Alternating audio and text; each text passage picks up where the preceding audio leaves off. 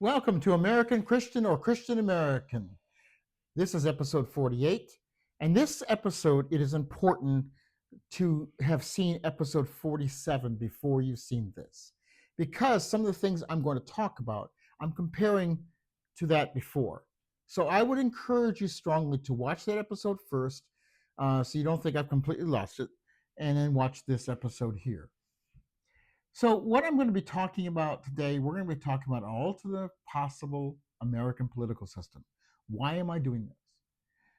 I'm doing this because our system wasn't set up to be very much of a democracy. There was a lot of things that was set up in there in order for certain people to maintain control. It was definitely set up so the people had less power, and so only white men who had land had power. Their wives had no power. Have we made some improvements in that? Yes, we have. But in the basic foundation of this country has never been about a true democracy. Other countries have a much truer democracy than we do. It functions better. I wouldn't say that all of them are perfect, and I'd say there's balances between different countries and things that they do. So I'm going to offer an alternative. Does it mean that we have to go to the alternative? No. The reason I'm offering an alternative is for you to get to see different things, and you may see those ideas in there, and it may be something that people can adapt to help push our system as it is to be a truer democracy than it is. Has our system improved since the first days? Yes, it has. How?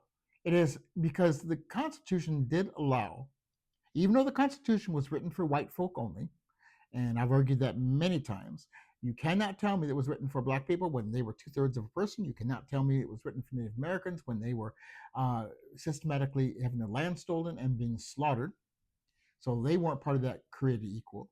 They didn't mention white people because they didn't consider anybody else to be really fully human. They were all beneath the quote unquote fictitious white race when we know there's only one race. We are 99.9% identical. There is no interracial marriage. There is no interracial dating. There is no biracial children. It's impossible if we're all one race, unless you're dating Clark Kent, who came from the planet Krypton, which blew up and came here as Superman. We are not biracial. We are all the same species. They're all the same people. We may look a little different, but if we were different species, like for instance a cat and dog, cats and dogs don't mate. They may get along, they may quarrel, but they don't mate. They don't produce little pittance or whatever you combine the two, cat and a dog. It isn't compatible. But human beings have always been compatible. And after all, we come from medium brown people. All of us do. So we are offshoots from them. Us white folk didn't show up till later. We were late. Okay? But doesn't mean that we're less human. But we certainly are not superior. We are certainly not better than everybody else. But we are equal. God created us all equal. We have our own different time periods. We only make up 15 to 18% of the population. I talked about in the last video now about the fact, was the Revolutionary War really a good thing? Well, I think it's up to perspective. But the country that we have produced has not been that great. We've been indoctrinated to say it is. But other countries like Canada and Australia, who stayed with Britain, but they worked themselves, in many ways, they're totally separate from Britain, even though the monarchy is still the head of state. Now, I'm not suggesting that we should have stayed with the monarchy. That's not what I'm suggesting.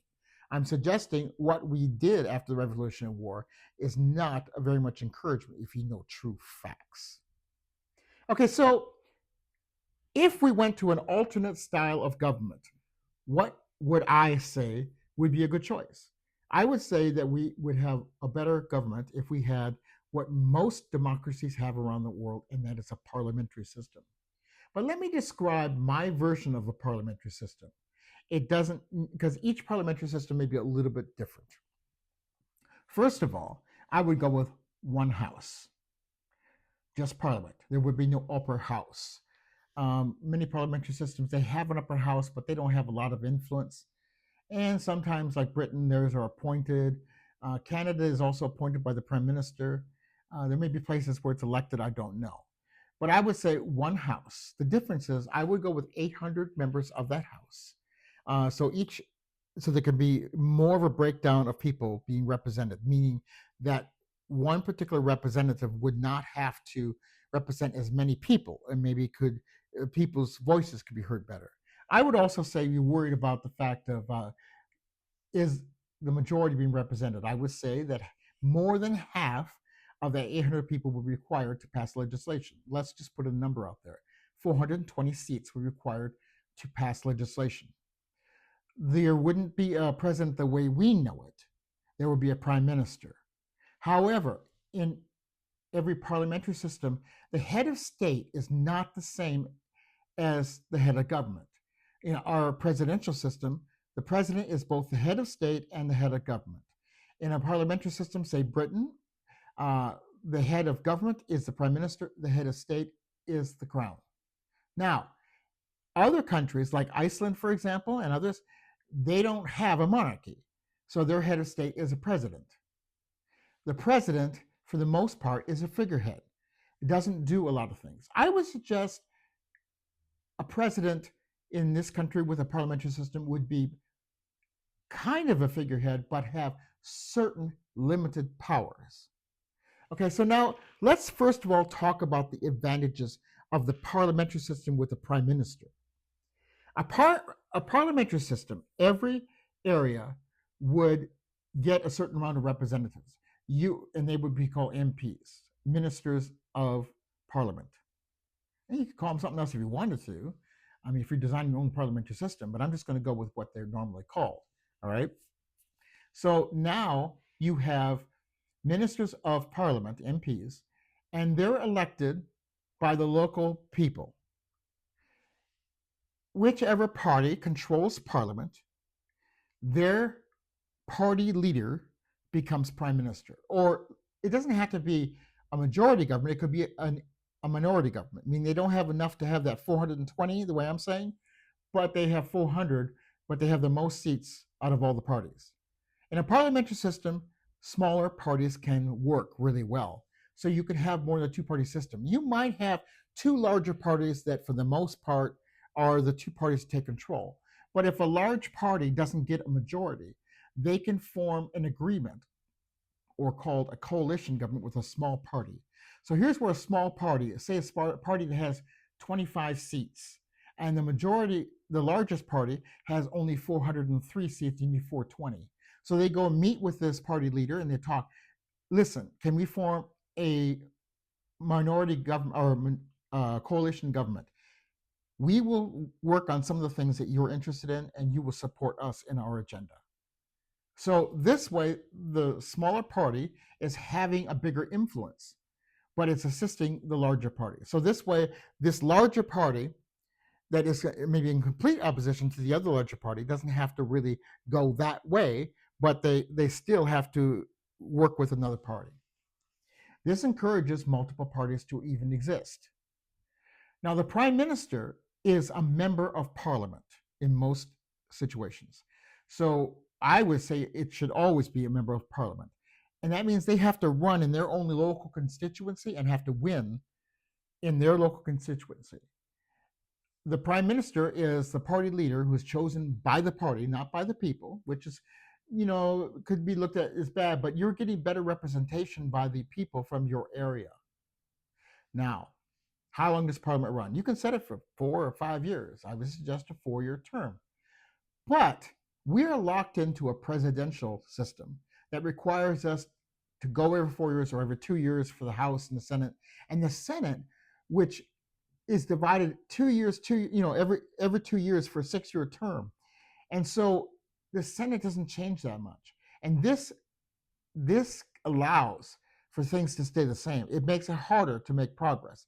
Yes, it can be harder for somebody else to do negative, but there are other ways to do that, to make checks and balances. So in this parliamentary system, everything is elected every 4 years. Elections would not be long and drawn out. They would be approximately anywhere from 7 to 12 weeks at the most. All right. Now, what about primaries? You don't need primaries if you set it up properly. So we don't have to waste all this time in elections. We can focus on the election and get it done with and get on with business. How do you do that? Ranked choice voting. Some states already do it. Some local principalities already do it. Ranked choice voting. So you have a ballot. And I suggest it be depending on how many people are running for that seat. Say you have 4 people running for that seat. Your ranked choice voting might be up to 3 at the most choices. You would choose your first choice, your second choice, your third choice. They don't have to be, they could be all the same party if you have 3 people running for that seat. Although they could be one for this party and then another one for another party. If you don't get that one, I'd rather go with this party with this person. So you have a lot more choice there. And what happens is if when the election is calculated, one person doesn't have very many votes, but nobody has 50%. They can eliminate 1 or 2 of those candidates, and then they go back and look at people's second choices if your candidate was eliminated. And then, so you have more of a possibility of getting a choice that you made. And the goal, I would say, was to get close to that 50%, if not getting 50%, by eliminating candidates according to the low votes that they carried. Some parliamentary systems function where nobody really gets 50% because of multiple candidates, but whoever gets the most seats. I would suggest with ranked choice voting, you could do that. You would have a primary and you would have the ability to get more like 50%. So now, here's where the president would come in. The president, I would suggest, be elected by legislatures and everything else across the country and parliament. The president would have a 7-year term. I'm just putting this out here. And it'd be a 1 term, but the president would be a neutral figure.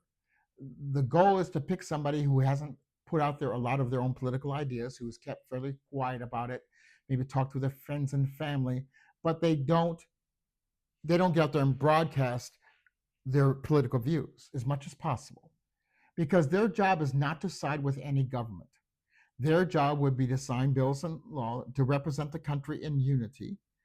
And then some of the powers that I would say is to pick Supreme Court justices, which would be limited to 15 years.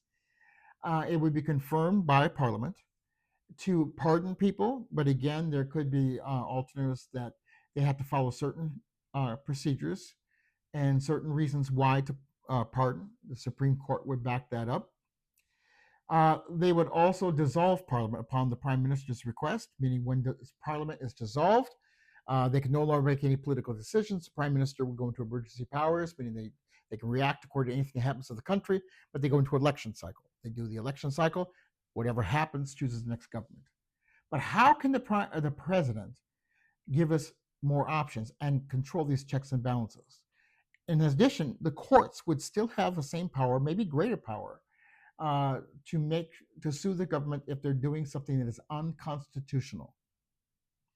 That would be a check and balances to make sure they stick with the Constitution.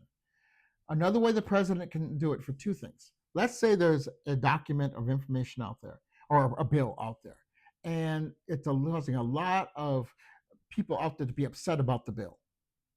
The president would watch this. And then also the people who are in Parliament, when it passes, it only passes with that 420 to 430, so it's close balance. The president would have to make a decision. Is this bill, can we see that it's truly representing the majority of the people? It's not because the president likes it or doesn't like it, but is it truly representing the majority of the people? If it's not, they could veto it. But the veto would be different than the veto we have today. It wouldn't kill the bill.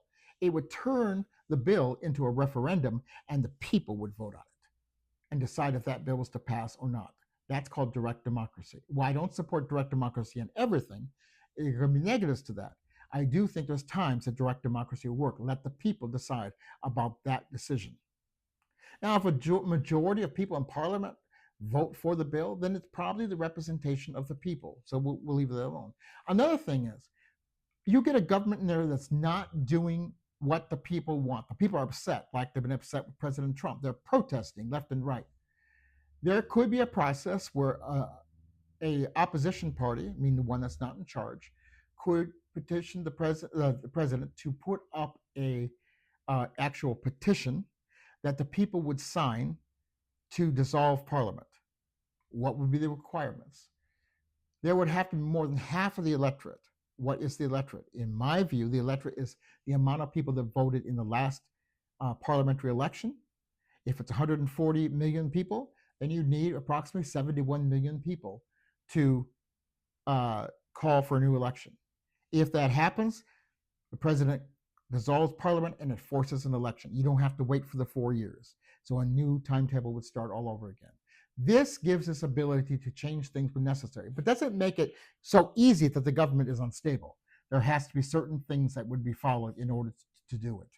In other words, more than half of the people that voted before are unpleased with what's going on. They don't like what they're doing.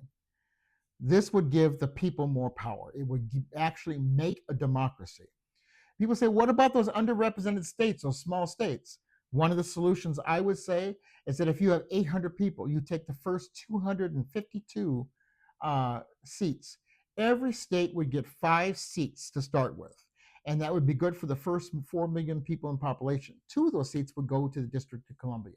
Then, say it's 4 million people, at 4 million and 1 person, each state would get another representative. And it would keep going on like the 4,500,000, another seat would go until all the seats are used up. The biggest states might get a few less states. The smaller states that are under 4 million would get a definite number of 5 seats. So it would balance things out to a point. Now, is this system perfect? Of course not. But it does have checks and balances that would be in there. Now, do you have to go to that system? Not necessarily. But you could take ideas of what I'm talking about, how we could make our system better if we decided to do, I still think we should have a new constitution. We have a new constitution, even if we're going to keep the political system for the most part the same, but just make certain alterations, like getting rid of the electoral college and changing the senators, like I said, half a state, half a state. But I'm just putting this out here for a different idea to think about how things could go. We got too many people. There has been meetings with these Republican representatives where one Republican representative, I can't remember who it was, the people were upset. And he said, this is why representatives don't want to do meetings with constituents. Your constituents are the ones who are upset. You're supposed to represent them, not do what you want to do. You see, in our system, once they're elected, they feel like they can do whatever they want to do. They promote things that they can trick you on and hide what they really want to do, but then they go off and do what they want to do, many of them, not all of them. So what I'm talking about, a different system, it would be easier to recall them. It would be easier to have a different government. Would it be perfect? No. Would it have corruption? To a point, yes. But I think our system is off the chain ridiculous. And the people should decide their government. And the things should be better to change. Anyway, so that's what I wanted to talk about today in comparison to what we've talked about before. We don't have to go to a parliamentary system, even if I think we should. But what can we do and recognize the flaws of this system? Let's stop being indoctrinated like we have been as children. From the heavens. They did not descend from the heavens. Some of them came from another direction. They have hurt people. They have murdered people, whether they did it themselves or they did it through their legislation. Jefferson had between 300 to 600 slaves. Do you think he didn't beat some of those slaves? Well, he didn't personally, maybe. But he had people who did that to keep them under control. Of course he did. These slave owners weren't kind to their slaves. They were terrible. They were abusive. They tortured them. They treated them terrible. This is what our founding fathers were like, folks, not the rosy people that we talk about. They were cruel. Do you want this country to be continued to be connected to a cruel legacy? Now, even if we don't change to a parliamentary system, we can change the way we think. We can remake this country in some fashion or form to be a better place to live for all people. What do you think? Isn't that possible? Do you want that? Can we be together in one shape or another? I challenge you to at least think about what I said. And even if you, like I said, you say, well, I don't want a parliamentary system. Okay. What ideas did I have that may be good that could be weaved into altering our system to make it better? How can we be more democratic? How can we make sure that people don't pull the strings so much behind our backs? How can we hold our representatives accountable? There should be a way of recalling somebody if it doesn't work. So if you don't want a parliamentary system, can we have a way of recalling a representative or more if they're not doing what we want them to do instead of waiting for the next election? Can we recall them? There can be a way of a petition. These could be set up in different ways. We talk about being unstable in the government. Well, I'll tell you what would make it less unstable is if we put people in there in the first place who are going to do right, and if we are going to hold them accountable, perhaps more of them would stick closer to what the people are talking about, according to what the people really approve of. Until the next time on American Christian or Christian American.